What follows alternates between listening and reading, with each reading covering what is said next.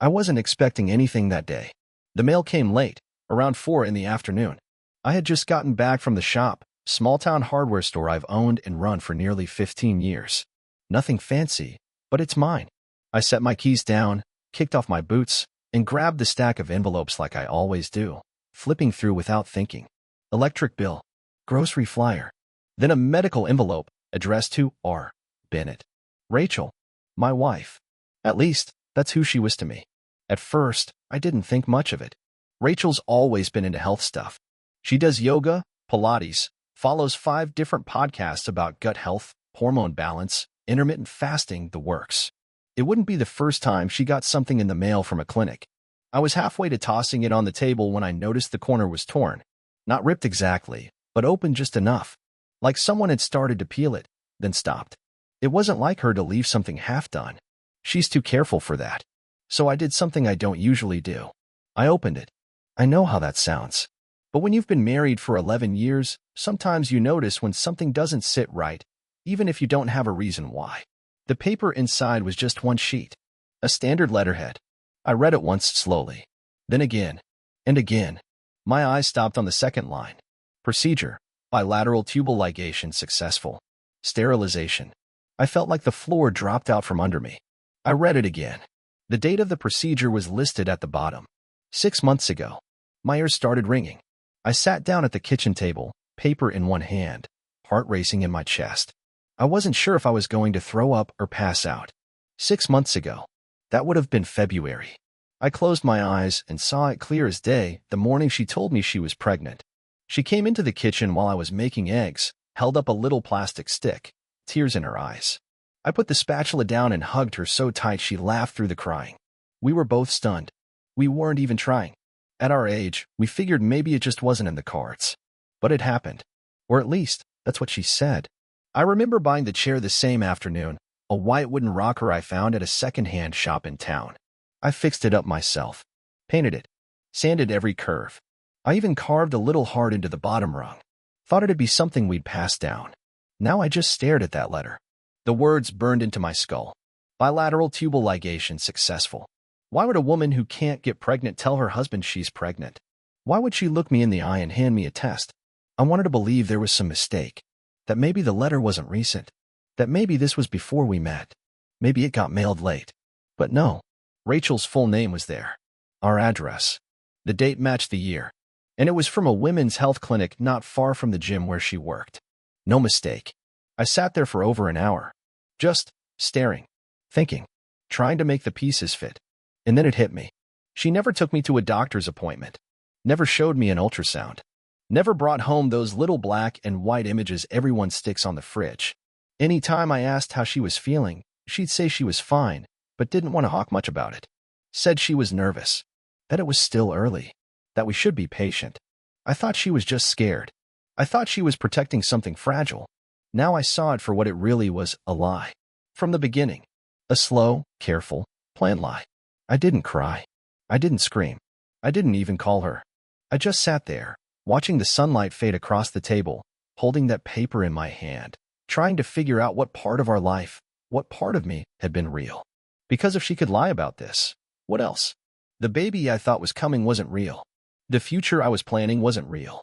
But the pain in my chest? That was real. And so was the silence that followed. The night she came home, I was already sitting on the porch. I had put the letter back in the envelope, sealed it again as best I could, and placed it where I found it, right by the door with the rest of the mail. I wasn't ready to confront her. Not yet. I needed more than one piece of paper.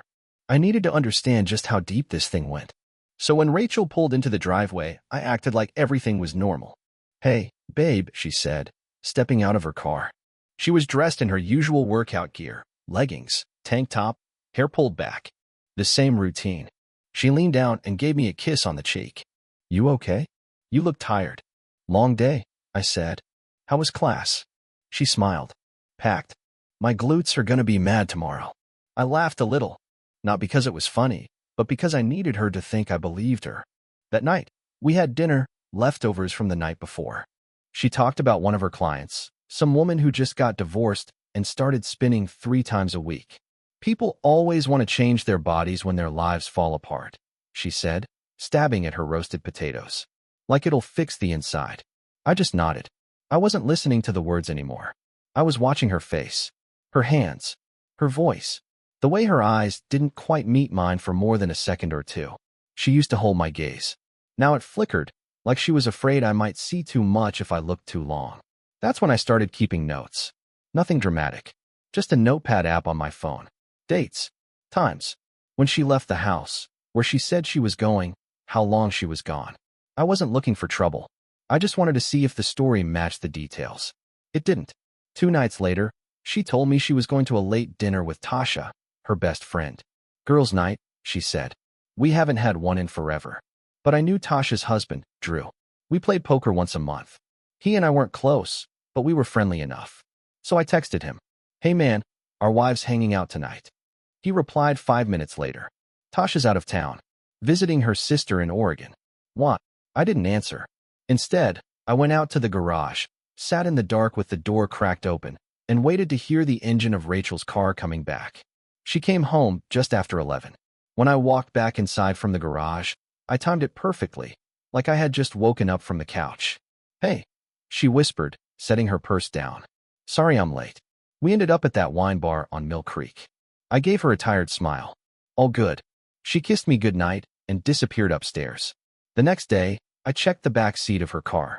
There was a small takeout bag from a steakhouse, not the wine bar she claimed. 2 forks. 1 half-empty bottle of ginger ale. She didn't eat steak. She hadn't touched red meat in over a year. That same afternoon, I called Joel Ricks. Retired trooper. Works private jobs now.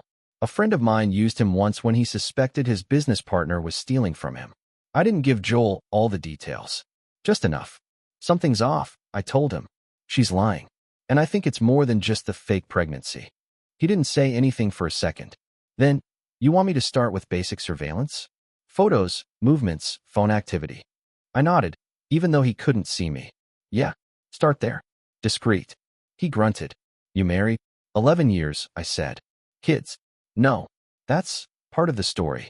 He didn't ask anything else. Just said he'd get started and be in touch. I hung up and stared at the ceiling for a long time. I didn't feel hate. Not yet. I felt something worse. Distance. Like I was standing in the middle of my own house, but everything around me had become unfamiliar. Her voice. Her smell. Her handwriting on the sticky note she left by the coffee machine that morning. Have a great day, Babe Red Heart. I stared at the heart she drew. It used to mean something. Now it looked like a trick. The first report from Joel came 3 days later. Nothing dramatic. Just a short summary. Where Rachel had gone, who she'd met, how long she stayed. One paragraph caught my eye. Subject met with Brent Alden. Male, approximate early 30s. Seen leaving same gym 15 minutes apart.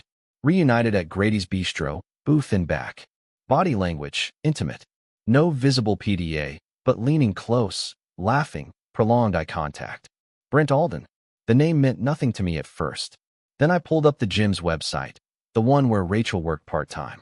There he was on the Our Trainers page, smiling like he had a secret. Tan, sculpted, the kind of guy who says bro, unironically, and never misses leg day. I stared at his photo for a long time. I tried to feel anger, jealousy, rage, but I didn't. Not then. What I felt was embarrassment. Because the whole time I thought we were building something together, a family, a future, she was already moving on, planning a different life, with someone younger, someone who probably thought I was just the husband. Background noise. And now I started to see the pattern. The pregnancy lie hadn't come out of nowhere. It was a shield, a distraction, something to make sure I wouldn't look too closely while she figured out how to leave me without losing the comforts I provided. She knew me too well. She knew I would never walk away from a baby, real or imagined. The more I looked, the more it all made sense. She started being pregnant just 2 weeks after I transferred the deed to the house into both our names. I did it because I loved her, because I thought we were in it together. She started talking about maternity leave just after I added her to my private health plan, a better one than she had on her own. And she started planting ideas like, we should sell the store in a few years, or, you've worked enough, maybe we could retire early. At the time, I thought she was nesting, thinking long-term. Now I saw it for what it really was, positioning. I started digging through old texts, emails, voice memos, anything I could find. I wasn't looking for scandal. I was looking for intent. And I found it. A screenshot she saved of a text conversation with her friend Tasha. I found it in her photos folder, buried between Pilates selfies and recipe clippings. Rachel, if I say I'm pregnant, it buys me a few months. I just need to get through summer. Tasha, and then what? Rachel, then it's over. I'll say I lost it. Stress or whatever. He won't question it if I play it right. It was dated 1 week before she told me. That's when something in me went cold. Because that wasn't a mistake. That wasn't a bad decision made in the heat of the moment. That was planning. Manipulation. She knew exactly what she was doing. And yet, night after night, she came home and kissed me on the cheek. Ate dinner with me. Laid beside me in bed. Smiling. Touching her belly like there was something growing there. There was nothing. Except the lie. Joel kept sending updates. Brent's name showed up again and again. Short meetings, longer lunches, car rides. Always careful. Always discreet. But the patterns were there. Brent wasn't some random fling. He was part of the plan. And I started wondering how much he knew. Did he believe she was pregnant, too? Did he know she was married? Did he know I was sitting here every night, putting this all together, piece by piece? I started printing out everything. Photos, texts, timelines. I didn't even know what I was going to do with it yet. But I knew I needed to have it. I needed her lies in black and white. I needed the truth to be visible. One night, around midnight, I stood in the hallway outside our bedroom and just watched her sleep. Her breathing was even, peaceful, like a woman without a care in the world, like someone who thought she'd gotten away with it. I wanted to shake her awake, demand answers, scream, cry, something. But I didn't, because I wasn't done learning. I wasn't done watching. And when I finally made my move, it wasn't going to be emotional. It was going to be exact. By the end of the second week, I stopped waiting for a sign. I already had everything I needed. Joel confirmed the hotel visits. Twice in the same week, she'd checked into a place just 20 minutes from home, both times during the day, both times under a different name. She didn't even bother using cash. Just a different card, one I didn't recognize, but I'm guessing Brent's. They were smart about it. No kissing in public. No selfies. No tags. But not smart enough. She left her iPad in the laundry room one night. That was the moment everything crystallized. I don't even know why I picked it up. Maybe habit. Maybe instinct. It was still logged into her messages, her notes, her calendar. She didn't think I'd ever look. That was her mistake. At first, it was nothing shocking. Grocery reminders. A list of workout routines. A few texts between her and Tasha, mostly emojis and gossip.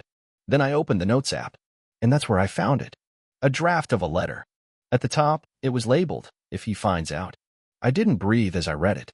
I just sat on the washing machine, iPad glowing in my hands, the words bleeding into me one line at a time. Michael. I don't even know how to say this.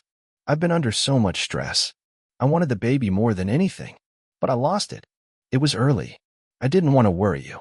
I didn't want to believe it myself. I thought maybe it would turn around, but it didn't. I'm sorry. I know this hurts you. Please don't blame me. Please just hold me like before. It was a performance, a backup plan. She had written it out ahead of time, like a speech, like a script in case I started digging too deep. She never even intended to be honest. Her first instinct was to control the outcome, to fake a tragedy and blame me for pushing her too hard. And it would have worked. If I hadn't found the clinic letter, if I hadn't hired Joel, if I hadn't seen through her smile. I sat there for what felt like an hour. That note burned into my vision. This wasn't just infidelity anymore. This was manipulation on a level I didn't know my wife was capable of. She was going to let me grieve a child that never existed and still make me feel like the villain. Like I didn't protect her enough. Like it was somehow my fault that she lost it. She had already written the pain, practiced it, rehearsed my role in her lie. When I finally stood up, my legs felt shaky, but something inside me had changed. Something I didn't recognize at first. It wasn't heartbreak. It wasn't even anger. It was clarity. For the first time since this all started, I knew exactly who I was dealing with. Rachel wasn't confused. She wasn't scared. She was calculating. She had been playing both sides of the board, assuming I'd never learned the rules. But I had learned them now, and I wasn't playing to win anymore. I was playing to end the game. That night, I was silent at dinner. She didn't notice. She was scrolling her phone, giggling at something Tasha had sent her, telling me some half-made-up story about one of her clients who totally fainted in the middle of leg day. I watched her lie with the ease of someone who'd done it 1,000 times. When she reached for her water glass, I saw the ring I bought her, the diamond band I'd saved for 2 years to afford. It caught the kitchen light like it always did. And all I could think was how cheap it looked now. How much it didn't mean. I cleared the table without saying a word, kissed her on the forehead, and went upstairs. In our closet, I opened the small safe where I kept our documents, birth certificates, insurance, house deed. One by one, I started removing my name from everything we shared. It was time to prepare. Not for confrontation, not for a fight, but for a disappearance. Because I wasn't just going to leave. I was going to leave her exactly what she deserved. It's funny how easy it is to disappear when you already feel invisible. The next morning, I woke up before Rachel and made coffee like usual. She came downstairs wrapped in her robe, kissed my cheek, and said she'd be gone most of the day, private clients, lunch with Tasha, maybe errands after. I smiled, told her to take her time. Then I watched from the upstairs window as her car pulled out of the driveway. As soon as she was gone, I went to work. I started in the home office. She almost never used it. The filing cabinet still held our old loan documents, bank statements, contracts for the store. I scanned everything page by page and backed it all up to an encrypted drive. Then I started making calls. The first one was to my attorney. A good man. Quiet. Not the type to gossip over drinks at the golf course. I told him exactly what I needed. Start divorce paperwork quietly, with full asset separation. I asked him how much I could shield in advance without tipping her off. He didn't ask why. Just said, understood. I'll move fast. That same afternoon, I stopped by the title office and had the deed to the house reviewed. Rachel was listed as joint owner, my mistake, one I'd made because I believed in us. But there was a clause in the original filing. In the event of fraud or misrepresentation, the house could be reverted with proper evidence. I smiled at that. Then I went to the bank. I didn't drain the accounts. That would have been obvious. Instead, I opened a new one in the name of a holding company I'd quietly registered a year ago, a fallback plan I'd almost forgotten existed. I moved just under half of our liquid assets. Just enough that she wouldn't notice the shift unless she was watching closely. She wasn't. Rachel had been too busy building her fantasy to notice that I was finally paying attention. I took down the baby rocker I had stored in the attic, the one I painted the day she told me the news. I stared at it for a long time. I didn't cry. I didn't feel anything at all. I loaded it gently into the back of my truck and drove it to a local church thrift store. The woman at the counter smiled, said, "It's beautiful, looks handmade." I just nodded. "Someone's going to be very lucky," she said. I hoped so, because whoever ended up with that chair deserved a better story than the one I'd been living. That night, I made dinner. Rachel talked about yoga trends and how she was thinking of starting her own YouTube channel. Something real for real women, she said. Not just the glossy fitness junk. I asked her what she'd call it. She paused, smiled. Maybe Rachel Rebuilt. Sounds inspiring, right? I nodded, chewing slowly. Yeah, I said. That has a nice ring to it. Inside, I was building something too. A new version of me, one that didn't need her approval. One that didn't shrink in the shadow of her performances. Before bed, she hugged me from behind and rested her chin on my shoulder. "You've been quiet lately," she said. "Is everything okay?" I turned my head slightly. Just a lot on my mind. She kissed my neck. "I'm here, you know." I nodded, staring at the bathroom mirror, watching our reflection. The woman clinging to my back, a stranger in my own home. I said, "I know." That weekend, I told her I'd be out of town for a supplier meeting. "Some guys in Montana," I said. "Bulk deal on tools. Could save us a fortune." She barely looked up from her phone. "Drive safe," she said. "Text me when you get there." I left Saturday morning with a gym bag full of essentials. But I didn't drive to Montana. I drove 30 minutes west to an apartment I'd leased under a different name. Joel had helped set it up, utilities, mailbox, burner phone. Everything I'd need to vanish quietly. For 2 nights, I sat there, listening to the silence. No one calling my name. No lies. No scripts. I started sketching out what the final day would look like, when I'd tell her, how I'd do it, what I'd leave behind. I wasn't planning a scene. I was planning a reckoning. And when it came, she wouldn't see it coming. Because the one thing Rachel never planned for, the one variable she couldn't control, was me waking up. When I came back from my Montana trip, Rachel was waiting in the kitchen with a bottle of wine already open. "You made good time," she said. "Did you close the deal?" I smiled. "Yeah, it's all locked in. Good margins, too." She grinned. poured me a glass. Look at us, power couple. I raised my glass and drank without blinking. I'd rehearsed this part. Casual, relaxed, present. She couldn't suspect anything. Over the next few days, I played the role perfectly. I left small gifts on her nightstand, picked up her favorite protein bars, took her car for an oil change without being asked. It wasn't about being sweet. It was about being the man she thought was still asleep, the man she thought would never fight back. The next weekend, I told her I had a surprise planned. You've been working hard, I said, and we haven't done anything special in a while. She smiled like she already thought she knew what was coming. A baby moon, she teased. I just smiled. Something better. I made a reservation at a quiet restaurant outside of town. Candlelight, a view of the river, the kind of place that screams anniversary or proposal or something she could post online later to make herself look adored. She bought a new dress. Tight, low cut, more for Instagram than for me. Saturday night, she came down the stairs looking polished and pleased with herself. You look amazing, I said. Ready? She kissed my cheek. Lead the way, Mr. Bennett. On the drive there, I asked her questions I already knew the answers to. How's Tasha doing? Haven't seen her in a while. Oh, she's good, Rachel said quickly. Busy with work. We're getting coffee next week, I think. I nodded, tapping the steering wheel. Good. Tell her I said hi. By the time we got to the restaurant, she was practically glowing. She thought she'd won. That whatever drift I had been showing the last few weeks had passed. That she had me right where she wanted, softened, doting, still blind. She had no idea. We sat down at the table. I let her order the wine. I let her talk. And then I said, there's one more surprise. She raised an eyebrow, smiling. Oh yeah. I pulled out a slim, white envelope and set it gently on the table. Her smile widened. Is this? She picked it up slowly, fingers delicate, as if expecting jewelry or a handwritten love note. But when she opened it and unfolded the single piece of paper inside, her face changed. It wasn't immediate. It took a second for her eyes to find the words and then realize what they meant. It was the clinic letter, the one she thought I'd never see, the one she probably believed had been shredded, discarded, forgotten. Sterilization procedure, complete. The color drained from her face like someone pulled a plug.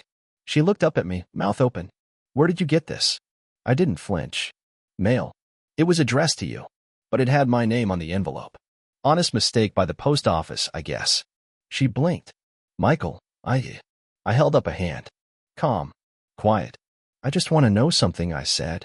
When you told me you were pregnant, did you already know you couldn't be? She didn't answer. That was answer enough. I reached into my coat pocket and pulled out the second envelope. This one was thicker, heavier. I slid it across the table. Divorce papers, I said. Pre-signed. Assets separated. Everything accounted for. You'll see that I've left you your car, your personal savings, and enough to move out. Her hands trembled. You planned this, she said, her voice barely above a whisper. Yes, I said. The same way you planned your speech. The same way you wrote out your miscarriage message in case you got caught. Her head snapped up. Her eyes widened. You went through my phone? No, I said calmly. Your iPad. The one you left unlocked. I wasn't looking for it, but once I saw it, I couldn't unsee it. She stared at me, stunned. What do you want from me? She said. I looked her dead in the eyes. Nothing, I said. That's the point. This is where it ends. And for the first time in a long time, I felt something like peace. She didn't follow me out of the restaurant. She didn't scream or cry or beg. She just sat there with the envelope in her hands, staring at it like it might rewrite itself if she looked hard enough. I drove home alone, windows down, the night air cool against my face. When I pulled into the driveway, everything felt sharper, clearer. The porch light, the roses she'd planted last spring, the way our front door creaked a little when it opened. It didn't feel like home anymore, just a house I happened to pay for. The next morning, I waited until she left. She had a client, she said. Pilates and coffee with Tasha afterward. Another lie, most likely. Didn't matter anymore.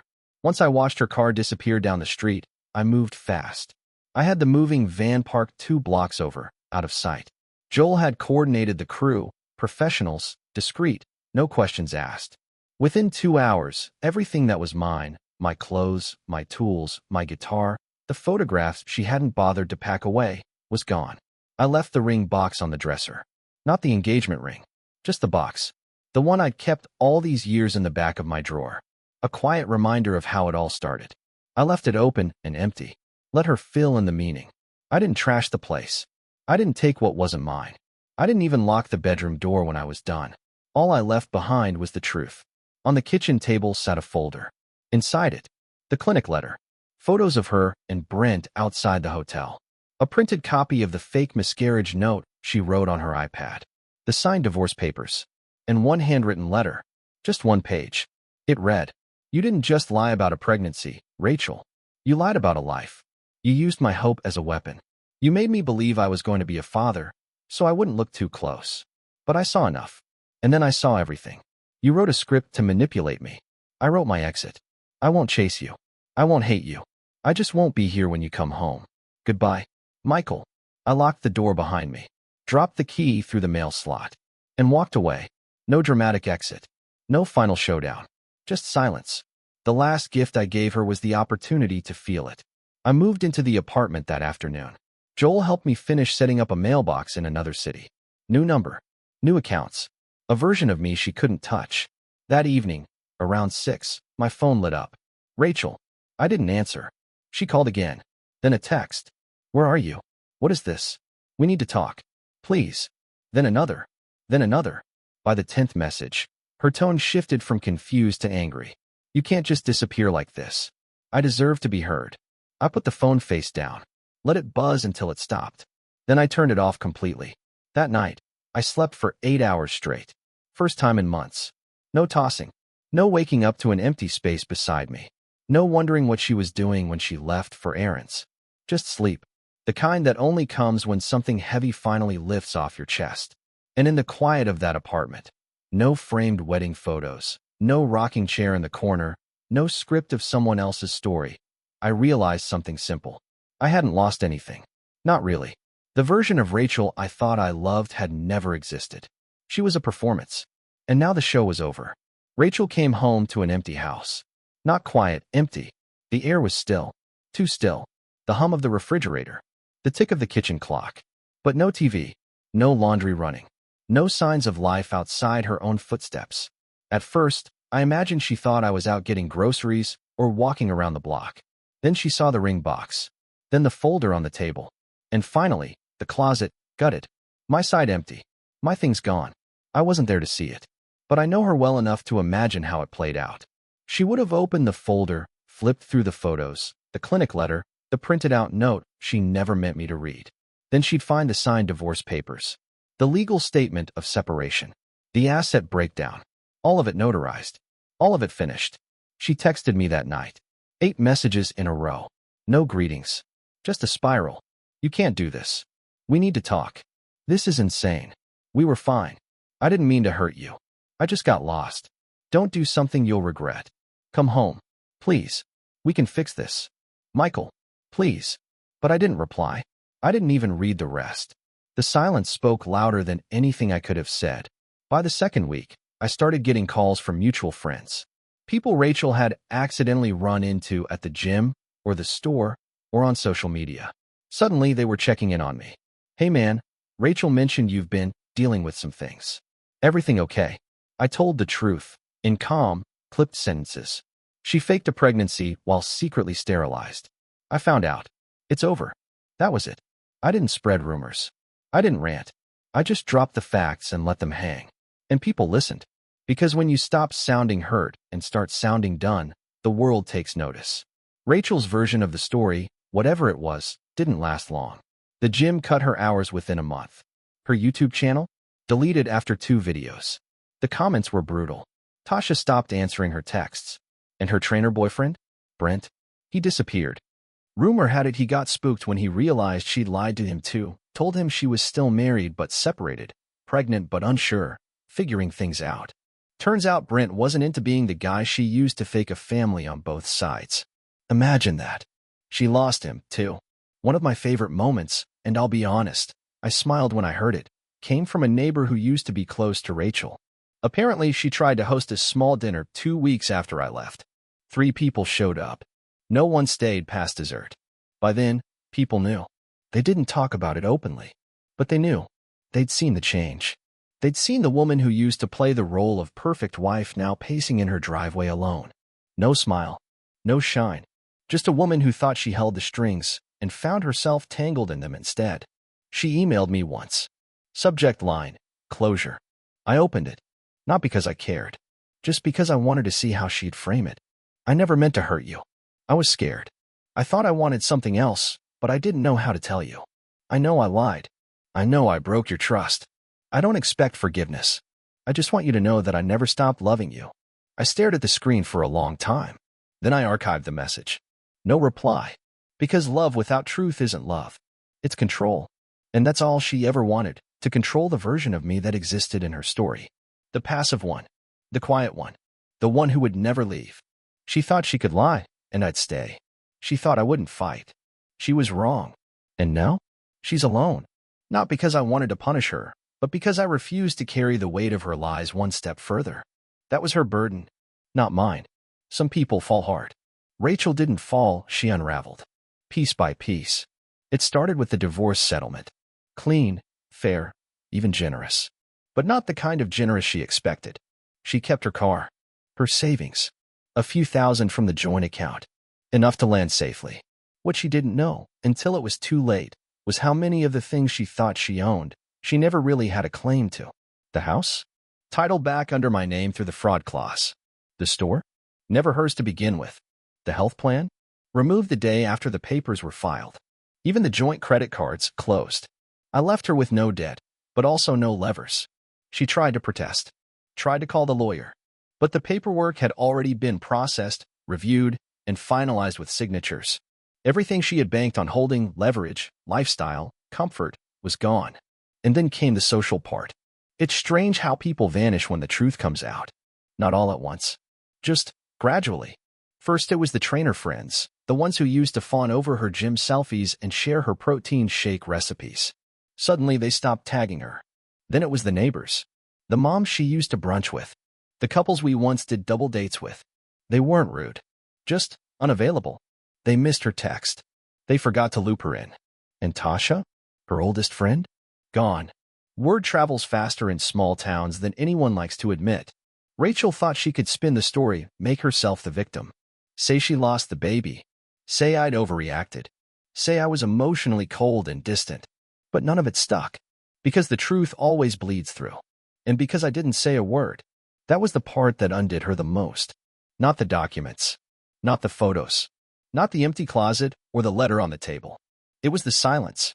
The calm. The absence of begging, of anger, of drama. That's what shook her. Because in her mind, I was supposed to need her. To fight for her. To give her attention, even if it came through pain. But I gave her nothing. And in that silence, the walls started closing in. Brent, her so-called escape plan, ghosted her completely. The hotel receipts made him nervous. The clinic letter probably scared him worse. Last I heard, he moved back to Idaho. Changed gyms. Didn't leave a number. She'd lost everything she tried to gamble on. And for what? A story that made her feel powerful for a little while. A lie she thought would keep me still. Instead, I moved. Quietly. Completely. Without ever looking back. She sent one more message 2 months later. I didn't read it. But I did read the bank notice, showing she'd tried to dispute the account closure. Claimed she wasn't aware the funds were moved. My lawyer sent a polite response. All financial actions were taken legally, with prior notice. She never replied. I think that was the last swing she had in her. I don't take joy in watching someone fall apart. But I also don't carry guilt for stepping away from someone who tried to trap me in a story I didn't write. Rachel wrote every chapter of her downfall. She outlined the betrayal. She drafted the lie. She rehearsed the speech. She planned the fake grief. All I did was finish it. With facts. With quiet. With truth. Some people think justice looks like rage. Shouting. Courtrooms. But sometimes, justice is walking out without slamming the door. Letting it close on its own. And leaving them to sit in the silence they created.